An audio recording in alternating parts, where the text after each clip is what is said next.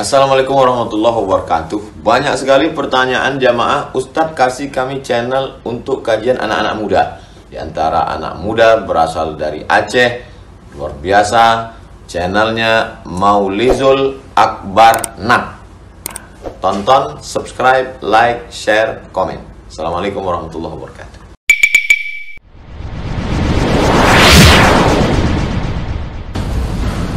Allahu Akbar, Allahu Akbar, Allahu Akbar.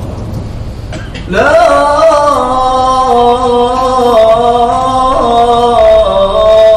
ilaha illallah. La ilaha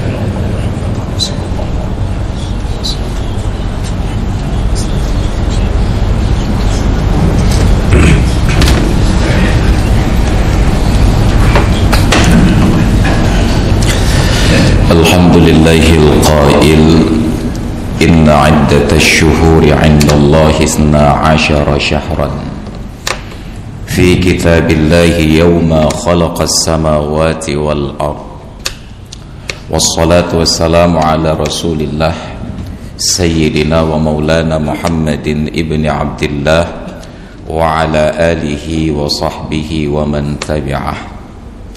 وقال الله تعالى في القرآن العظيم وهو أصدق القائلين يا أيها الذين آمنوا ادخلوا في السلم كافة ولا تتبعوا خطوات الشيطان إنه لكم عدو مبين. صدق الله العظيم وبلغ رسوله الكريم ونحن على ذلك من الشاهدين والشاكرين والحمد لله رب العالمين. وبعد. Hadirin kaum muslimin jemaah Jumat yang dimuliakan Allah, kita sudah berada di penghujung tahun 1443 Hijriah. Hanya berselang satu kali pelaksanaan Jumat lagi, maka di hari Ahadnya 31 bulan Juli adalah hari pertama dari kalender Islam yang baru tahun 1444 Hijriah. Setiap agama mempunyai kalender yang sekaligus menjadi rujukan waktu untuk hari-hari besar dan perayaan mereka. Agama Buddha mereka punya kalender Imleknya, agama Kristen dengan kalender Masehinya, dan kita umat Islam dengan kalender Hijriahnya. Kalender Hijriah itu sudah berjalan bahkan sebelum Islam. Hanya yang menjadi karakteristik di dalam Islam adalah penentuan tahun oleh Sayyidina Umar di masa beliau menjabat sebagai khalifah. Bulan-bulannya sudah berjalan sejak jauh sebelum Rasulullah lahir, tentang Muharram, Safar, Rabiul Awal, Rabiul Akhir, dan seterusnya. Usaha Sayyidina Umar adalah mematok tahun pertama di dalam Islam. Tapi sayangnya, ketika Allah perintahkan umat Islam ini masuk ke dalam syariat secara totalitas, kita justru memilih dari syariat ini seperti orang yang makan di atas hidangan meja prasmanan. Kita comot yang kita suka dan kita tinggalkan yang tidak kita sukai. Syariat ini megalak-galak, yang mangat datumo, yang hana galak datinggai. Maka akhirnya jadilah pelaksanaan syariat Islam itu pincang, karena Allah membuat keteraturan sedetil-detilnya, paling detil, dekah, luar biasa. Maka ketika ada ketidakseimbangan pada salah satu sistem dari sistem yang luar biasa ini, itu akan menimbulkan ketimpangan pada semua bidang. Kita nggak perlu terlalu jauh tentang alam yang luar biasa yang Allah ciptakan dalam kesempurnaan. Ma tara fi khalqir rahmani min tafawut, pernyataan Allah dalam Al-Quran. Farji'il basara hal tara min futur. Silahkan perhatikan kembali, ulang lagi penelitian kalian. Tidak akan kalian dapati dalam penciptaan Allah itu ada sesuatu yang cacat. Tetap semuanya seimbang. Coba perhatikan kendaraan saja yang diciptakan akhir-akhir ini. Semua pakai sensor. sedikit saja ada masalah ketidaksesuaian, mulai dari pasokan udara, bahan bakar, kualitas bahan bakar, sensor oksigen, sedikit saja tidak pas, dia akan memunculkan lampu indikator, dan itu menyebabkan perjalanan kendaraan menjadi tidak nyaman. Maka tidak bisa dipilah-pilah.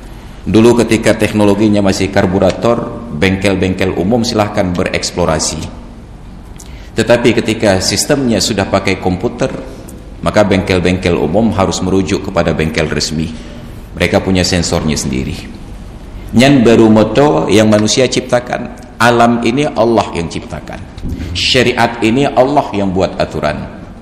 Tiba-tiba aturan yang sudah sempurna yang Allah berikan, sama seperti anak-anak kita yang kita belikan sepeda motor yang baru dari dealernya, APM, agen resmi penyalur kendaraan, pemegang merek, tiba-tiba oleh anak kita diubah dari ban yang sudah terukur, ban depan berapa ukuran lingkar pelaknya, berapa ketebalan, rok ban umitnya ganto ban cacing mendu Honda Raya pelak ka pelak itangen, menimbulkan ketidakseimbangan. Maka kenapa di jalan raya tersebut dipersoalkan tentang truk yang masuk kategori odol, overdimensi dan overload, ditambah bak truk supaya lebih banyak muat bahan yang diangkut. Padahal dari pabrik sudah diukur dengan daya tampung bak sebesar ini, maka rem akan bekerja maksimal. Kita tambah bobotnya, ketika meluncur turun, rem tidak mampu menahan bobot tersebut. Maka syariat ini lebih detail daripada ukuran rem pada kendaraan. Berjalan dengan baik. Maka karakteristik dari syariat Islam adalah waktu ibadah ditentukan dengan perhitungan kalender Hijriah. Tapi hari ini karena kita sudah sangat akrab dengan kalender Masehi, menjadi bingung dan tergagap saat ditanya tahun depan Idul Fitri tanggal berapa. Bitnyo, tanggal pajan yang kau likut Idul Fitri tanggal sekian bulan sekian. Karena kita sudah terbiasa dengan kalender Masehi, bingung. Padahal kalau kita akrab dengan kalender Hijriah, kapanpun ditanya kapan Idul Fitri, bahkan 1000 tahun yang ke depan kapan Idul Fitri, tetap jawabannya 1 Syawal. Hanum itu lama, dan kita tergagap disebabkan kita mengkonversi dari tanggal Hijriah ke tanggal Masehi. Maka orang-orang Nasrani tidak pernah lupa kapan Natal, tetap diingat 25 Desember. Tapi orang Nasrani yang tinggal di Arab Saudi akan kelabakan seperti orang Islam yang tinggal di Indonesia, karena di Arab Saudi pakai kalender Hijriah. Nyan urang Kristen di deh datang yang pajan Natal, pertih urang Islam di Aceh datang yang pajau raya. Kenapa? Terbiasa, kesibuk ngatagop. Dan anak-anak kita menjadi orang yang latah disebabkan karena latahnya orang tua. Ketika dulu di awal-awal tahun 2012 di Banda Aceh ada gerakan untuk mengantisipasi jangan ada peringatan malam tahun baru. Saya menggugat. Justru saat kita melarang orang merayakan malam tahun baru, kita sedang mengkampanyekan tahun baru. Ada banyak orang yang sudah lupa malam besok tahun baru, tapi turun tim dari pemerintah mengingatkan malam besok jangan ada yang bakar-bakar ikan, mesti ngati, oh rupanya malam tengah tahun baru. Justru di dalam larangan terdapat promosi. Kenapa? Karena jiwa kita paling senang pada sesuatu yang dilarang. Saya ingat dulu kecil-kecil masih SMP, ada penyanyi di ibu kota itu mengeluarkan sebuah lagu, Takdir Memang Kejam. Enggak laku kasetnya, tapi turun fatwa MUI tidak boleh diedarkan kaset tersebut karena menyebutkan takdir itu kejam. Hansip barang ipa saya. Kenapa? Karena tabiat kita daripada cecam lebih gak tayu. Maka kalau ingin disuruh, larang saja. Kalau ingin melarang, suruh saja. Ini tabiat kita. Maka sebagai umat Islam, yang perlu kita lakukan bukan melarang, tetapi mengalihkan perhatian anak-anak dan remaja-remaja kita dari hal-hal yang tidak penting di dalam agama. Itulah yang dibahasakan dengan indah oleh Rasulullah di dalam hadis, min husni islamil mar'i tarkuhu ma la ya'ni. Bahagian dari indahnya keberislaman seorang manusia adalah bahwa dia tidak menganggap penting hal-hal yang tidak ada urusannya dengan dia. Hana ya perempuan kambut roh. Orang tua kita membahasakan dengan baik pula dalam bahasa Aceh. Kebut gap betat terindu mukemat iku hai tehila. Budroh dulu. Tapi inilah generasi yang sudah sangat larut di dalam tradisi orang lain. Saya yakin hampir semua anak-anak kita itu hafal bulan-bulan Masehi. Januari, Februari, Maret sampai dengan Desember. Tapi saya tidak yakin bahkan kita yang hadir di masjid ini bisa hafal bulan-bulan Hijriah. Muharram, Safar, Rabiul Awal, Rabiul Akhir, Jumadil Awal, Jumadil Akhir, Rajab, Sya'ban, Ramadan, Syawal, Zulqa'dah, Zulhijjah. Belum tentu kita bisa hafal. Tidak akrab dalam kehidupan. Maka ini menjadi persoalan.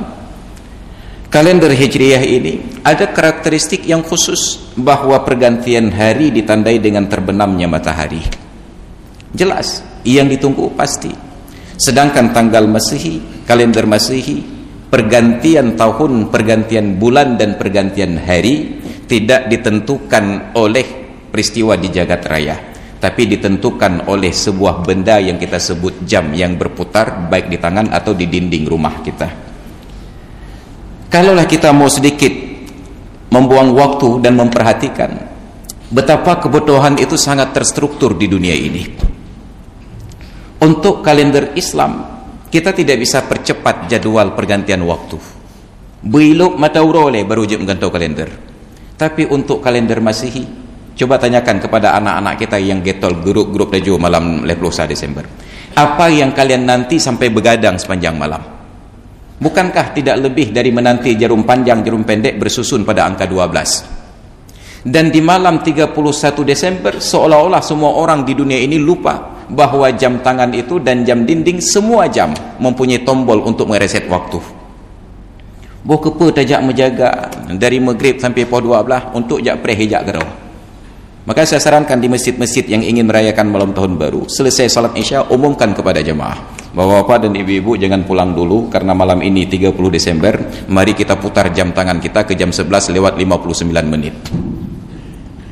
Tinggal hitung mundur 10, 9, 8, 7, 6, 5, 4, 3, 2, 1 hore tahun baru wajah rumah. Tapi malamnya sepakat pa'a abamandum. Tidak ada yang tahu bahwa yang kita tunggu hanya jam tangan berputar ke jam 12. Tapi untuk kalender Hijriah tidak ada yang bisa menggerakkan waktu. Maka ketika dulu Nabi Ibrahim berhujjah dengan Namrus, dikatakan oleh Ibrahim, Rabbiyalladzi yuhyi wa yumit, Tuhanku adalah yang menghidupkan dan mematikan. Namrus katakan, saya Tuhan kamu, ana uhyi wa umit, saya yang menghidupkan dan saya yang mematikan. Dia panggil dua orang petugasnya, yang satu dipenggal mati dan satu dibiarkan hidup. Namrus tidak tahu membedakan antara menghidupkan dengan membiarkan hidup. Menghidupkan memasukkan ruh ke dalam jasad yang mati, sedangkan tugas Fir'aun, tugas Namrud saat itu hanya membiarkan seorang yang hidup untuk tidak mati. Tapi Nabi Ibrahim tidak ingin berlarut-larut dalam debat kusir seperti ini. Kalau berbicara tentang hal-hal yang terjangkau oleh Namrus, debatnya akan panjang. Maka Nabi Ibrahim beralih keluar dari kemampuan Namrus. Oke, kata Ibrahim, saya akan sembah Anda sebagai Tuhan saya, tapi tolong tunjukkan sebuah kemampuan lagi milik Tuhanku. Fa innallaha ya'ti bisyamsi minal masyriq. Tuhan saya itu menjalankan matahari dari arah timur. Fa'ti biha minal maghrib. Tolong balik, jalankan dari arah barat. Fabuhital ladzi kafar. Terbungkamlah raja yang kufur ini. Kenapa? Karena matahari di luar kemampuan Namrus dan Firaun.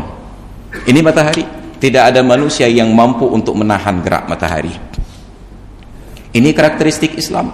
Maka kita dianjurkan untuk setiap bulan itu memperhatikan hilal untuk menentukan waktu. Tetapi karena perjalanan kalender Hijriah tersebut berpatokan kepada bulan yang terjadi khilafiyah, maka para ulama sepakat untuk membolehkan dalam urusan transaksi bisnis, perdagangan dan perjanjian internasional untuk menggunakan kalender Masehi. Kenapa? Karena kalau kalender Hijriah dipakai nanti terjadi khilaf pendapat. Nyopo ka siapa gohlom ya? Pekalepluh atau mantan 20 sekurang. Ada perbedaan pendapat, tapi kalender Masehi tidak ada perbedaan pendapat. Kenapa? Stabil perjalanan matahari, perjalanan bumi mengelilingi matahari. Maka dari zaman dahulu mereka rayakan Natal di musim salju, sampai sekarang Natal tetap di musim salju. Tapi pelaksanaan ibadah haji dari musim dingin sekarang sudah berpindah ke musim panas. Kenapa? Karena perjalanan bulan tidak stabil perjalanan matahari. Tapi semua ada hikmah, karena Islam tidak menginginkan kita seragam. Walau syaa rabbuka laja'alan nasa ummatan wahidah. kalau Tuhanmu mau wahai Muhammad, dia akan ciptakan manusia itu satu golongan saja, Islam semuanya, Aswaja semuanya, ataupun Wahabi semuanya. Wala yazaluna mukhtalifin, tetapi mereka senantiasa berbeda-beda. Padahal nenek moyang kita satu, Adam, tapi lahir 20 kelahiran, 40 orang anak, berkembang biak. Ada Eropa, ada Asia, ada Afrika. Eropa sepakat putih semua, raya panjang, hidung mancung. Afrika sepakat mendum, keriting haluh, hidung pesek, kulit hitam.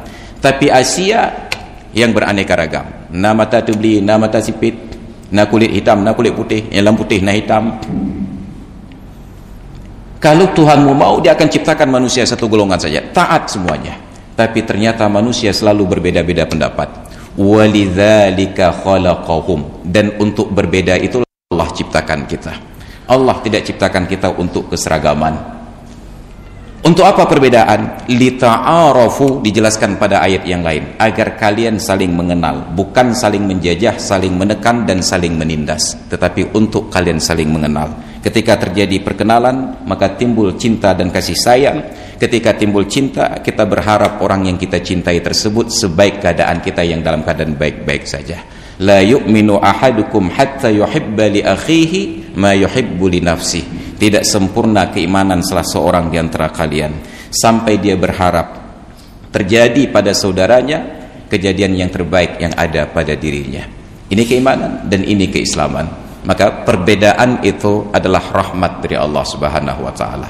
Maka tantangan kita dalam keseharian sering terjadi ketika ada orang tua yang ingin mendidik anak dengan baik, tidak ada televisi di rumahnya, lalu terjadilah perjalanan waktu anak ini besar, dia datang ke rumah tetangga untuk menonton televisi.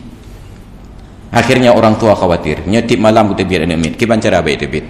Maka orang tua itu belikan televisi di rumahnya agar anak ini tidak keluar dan tontonannya bisa diatur oleh orang tua.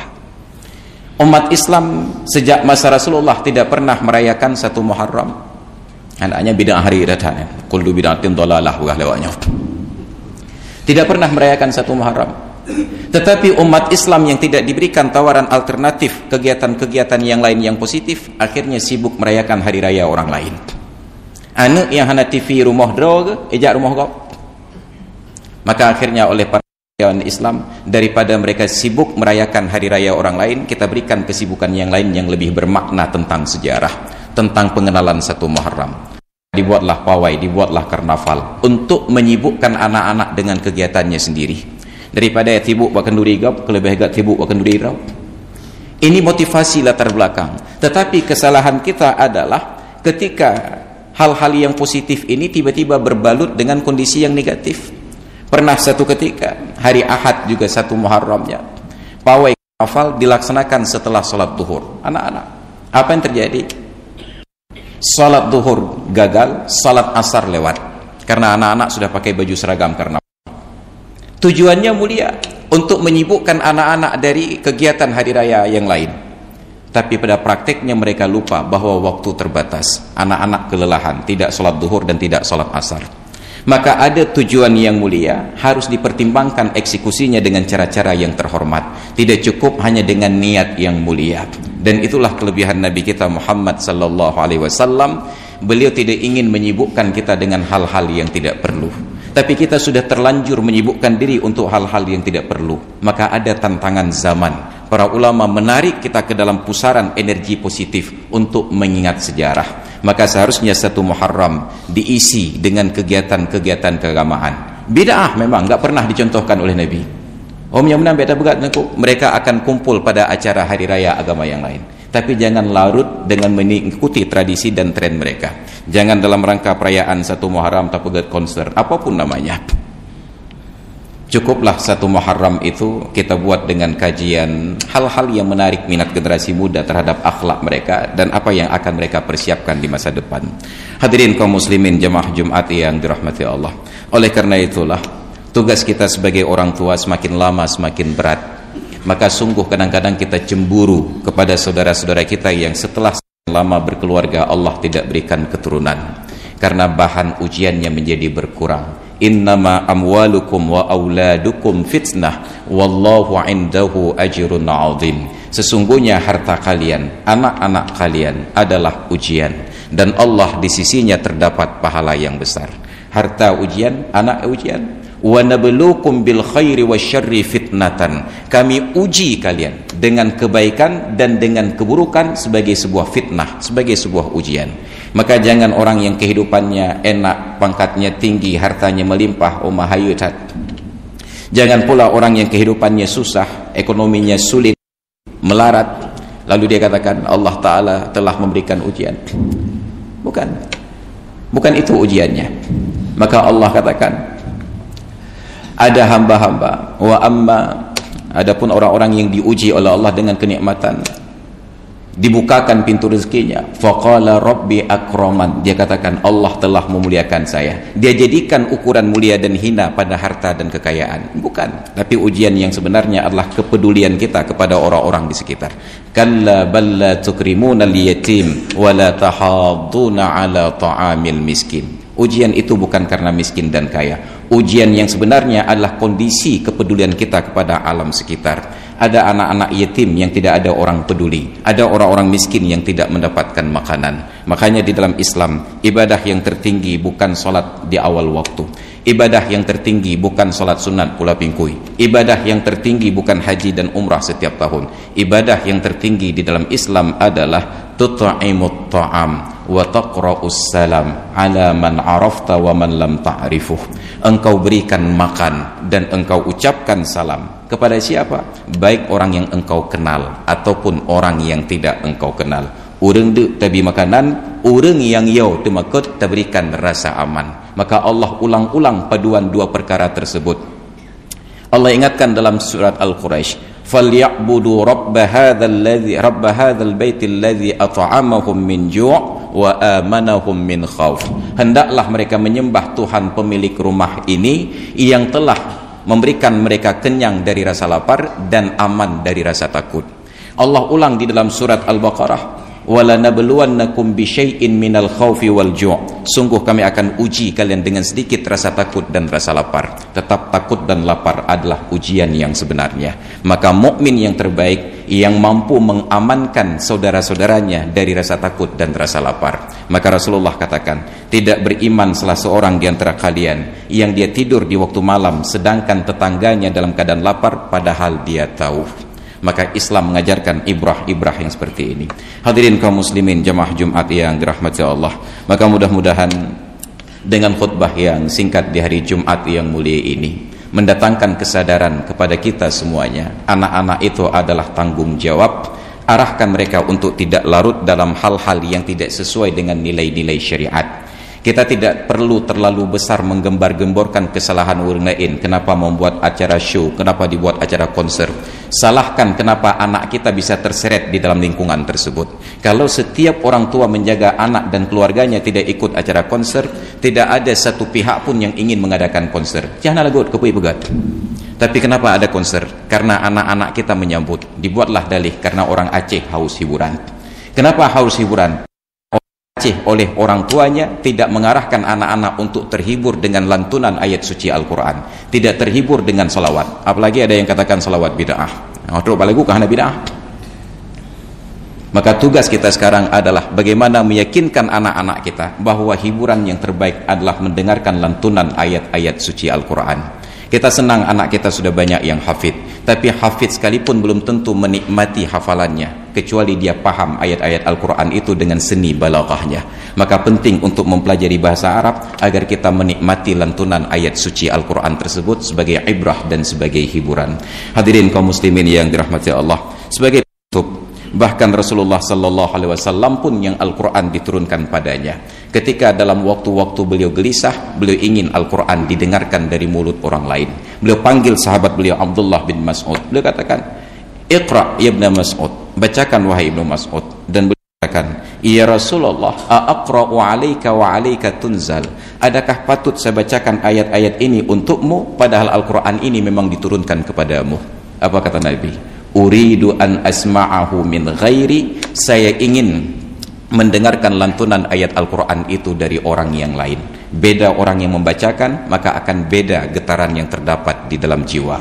Mudah-mudahan jiwa kita masih bergetar mendengarkan lantunan ayat-ayat suci Al-Quran. Hadirin kaum muslimin jamaah Jumat yang dirahmati Allah, demikian yang dapat khatib sampaikan. Mudah-mudahan menjadi pengingat untuk diri sendiri dan bagi kita semuanya. Lebih dan kurang saya mohon maaf. Hadanallah wa iyyakum ajma'in. Alhamdulillah, alhamdulillahil wahidil ahad, الفرد الصمد الذي لم يلد ولم يولد ولم يكن له كفوا أحد. أشهد أن لا إله إلا الله شهادة تكون سبب النعيم المؤبد، وأشهد أن محمد رسول الله النبي المفضل المشرف المؤيد. اللهم صل وسلم على سيدنا محمد وعلى آله وصحبه ما ركع الراكع وسجد. أما بعد فيا عباد الله اتقوا الله حق تقاته ولا تموتن إلا وأنتم مسلمون. وقال الله تعالى في القرآن العظيم: إن الله وملائكته يصلون على النبي يا أيها الذين آمنوا صلوا عليه وسلموا تسليما. بارك الله لي ولكم في القرآن العظيم ونفعني وإياكم بما فيه من الآيات والذكر الحكيم ومنكم تلاوته إنه هو السميع العليم. بسم الله.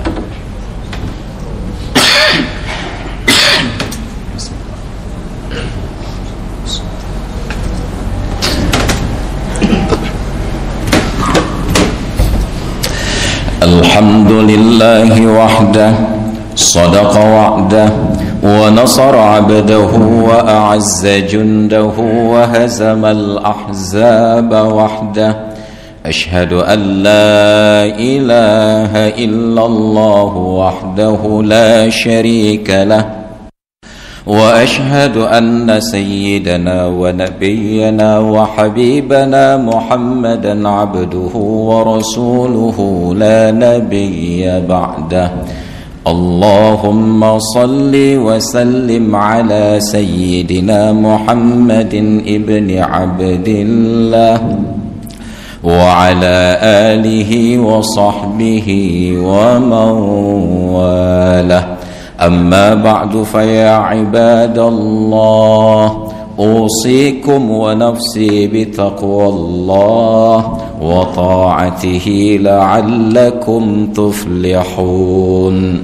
وقال الله تعالى في القرآن العظيم: ومن أحسن قولا ممن دعا إلى الله وعمل صالحا وقال إنني من المسلمين.